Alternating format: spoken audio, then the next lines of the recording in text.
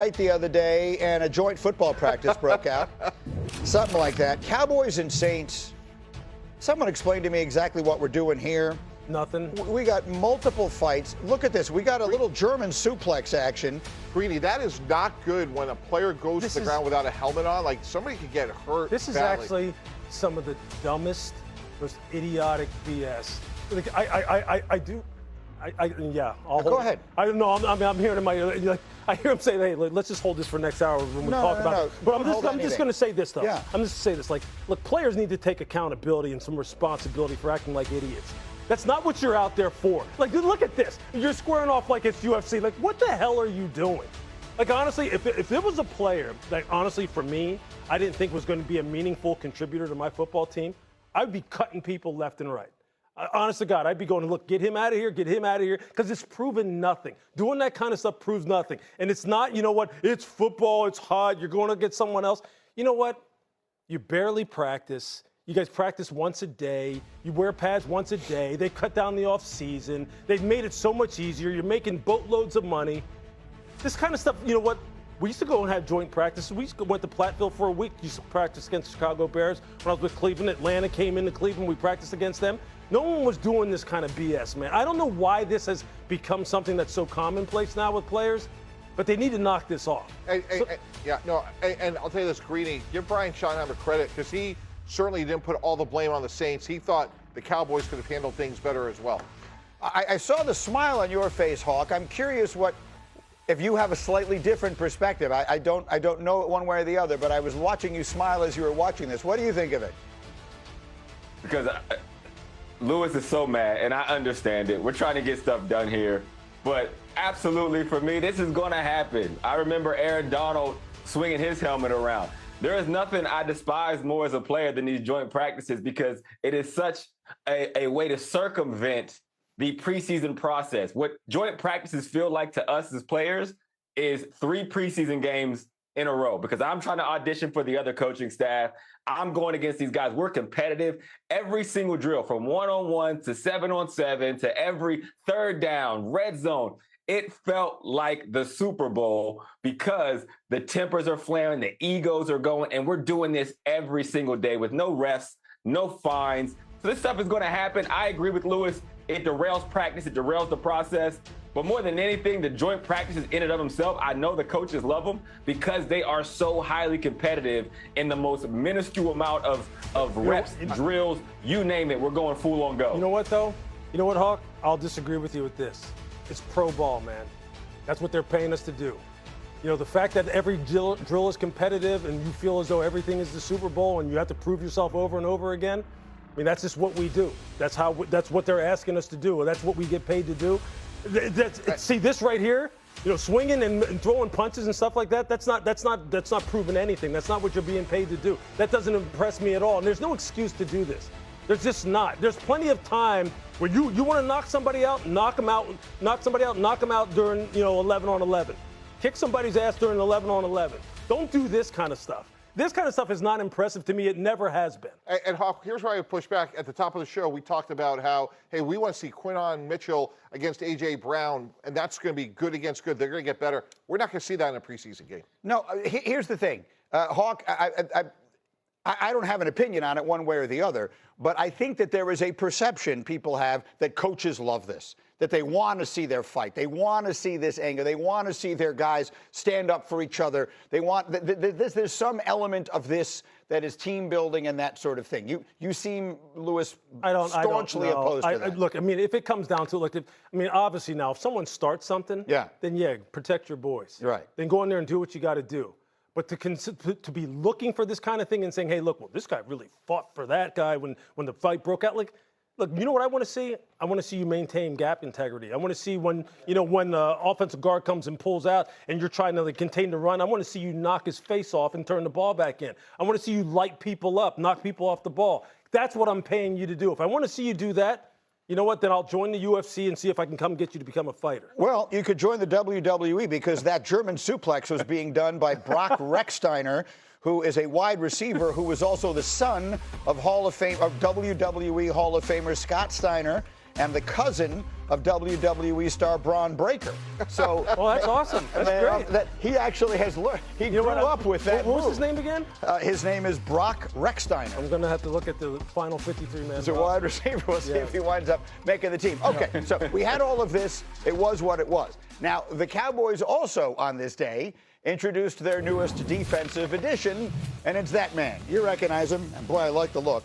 That's Von Miller, coming off a 9-sack season with the Commanders. That's more than any Cowboy had last year, and he talked about his goals with his new team. The thing for me is to be the best teammate that I could possibly be, to help everybody improve, whether it's offense, defense, special teams, and to win a championship. That's my number one goal. When it comes to playing football and getting sacks, like I said, I could still roll out of bed to do that. He can roll out of bed and do that. I think this move is being underrated. I think the impact of this is being underrated. Here's the concern, that a player at his age, you're going to have injury concerns, and or reality is going to be injury hawk, and he's not going to be able to contribute much. And if that's the case, then he's a glorified coach, and all of that is fine too. But that guy last year was still rushing the passer at a ridiculous rate. And if the Cowboys add that to what is already a massively improved defense, having drafted Caleb Downs and some of the other additions they've made, to me, this defense could take, Mike, I'll start with you, could take a monster leap forward. Absolutely. I totally agree with you, Greeny. Greatness includes having attributes you can't see. When I was at the Jets at this similar stage, we signed Jason Taylor. Yes. I remember the conversations he would have with DeBrickashaw Ferguson and other offensive linemen, and I think Von Miller may make Tyler Guyton a better player just by having lunch with him, talking about how he's a pro, how he recovers, how he lifts weight. So I think Von Miller, 15, 20 snaps a game, yeah, maybe he comes in 6 to 8 sacks, but I think this guy's impact will be well beyond the scorecard. I think this is a great signing. Talk to me, Hawk. Yeah, I agree. I think the impact he has as a leader, he's a 2-time champion. And I do agree he can get out of bed and get sacks because he is that much of a savant when it comes to getting after the quarterback. You add that to a defense that made a bunch of moves this offseason, nothing crazy splashy, which I like from the Cowboys for once, because I do feel like they're building it brick by brick. But when you look at all the elements, you have Caleb Downs, who I think is going to be a leader on that defense. Well, now, just in case there's the things that he doesn't know as a player because he's new to the league, and although he is lights out on the field, now you have Von Miller, who truly has been here at the highest level, future Hall of Famer, Super Bowl winner, someone who's from Dallas and understands everything that comes along with this. Look, Lewis, look at the numbers on the screen. They got nowhere to go but up defensively. Yep. But with the addition of Downs, who, look, you can tell it better than anybody. I know there were people who thought that after Mendoza, he was the best player in this draft. Cowboys steal him where they wind up getting him. That addition and the others that they have made. What are we looking at in the potential of this defense this year? Look, we'll start with Caleb Downs. I think first and foremost, the fact that he comes from Ohio State where he ran a system run by Matt Patricia that's as complicated as any system as you'll see in the NFL and was as efficient as he was, especially at that right there. Getting ball carriers on the ground, helping his defense get off the field, get the ball back to his offense. That's the number one thing that he is going to bring. The efficiency with which he plays. Number two, the communication that he plays with. Most big plays in the NFL happen because people aren't on the same page. He ran things at Ohio State. He's going to get this defense on the right page. His impact on this defense is immeasurable. There's a reason why people thought he was one of the best players because of how he played on the field, but it's more so like the communication, the versatility, the professionalism. When I got a chance to talk to him, I'm sitting there going, has this guy already been in the NFL? Because he just comes off that way.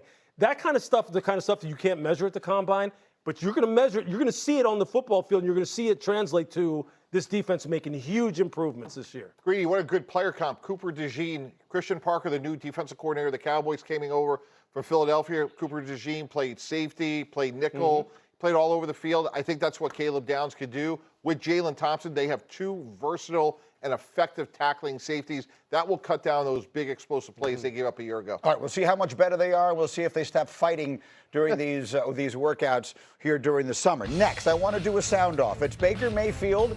He was talking to reporters, talking about high expectations for a team this year. It all starts in week 1 when they face the Bengals. Give me Baker. I think it's a good opportunity for us against the Bengals, and I think we're going to shock a lot of people this year, and so I'm excited to just get on the road and do that. there's no embellishing. I think you can't avoid it. There's the TVs everywhere. I think everybody's. Yeah. Hell yeah, I am. Everybody's picking us probably to have a losing record, so we'll see. Stop me if you've heard this before. Baker Mayfield has a chip on his shoulder. The man was born with a chip on his shoulder. He's inventing a chip on his shoulder because I think most people think that team is going to win that division. I don't know. I think quite a few people think that they're going to win that division, and they probably should have won it a year ago if they weren't decimated by injury. How about Baker Mayfield and the Bucs? What do you think there? Look, I think if they have their players, especially on the offensive line, and they keep that position group healthy in particular, I think they are right there. I think they'll be above 500 football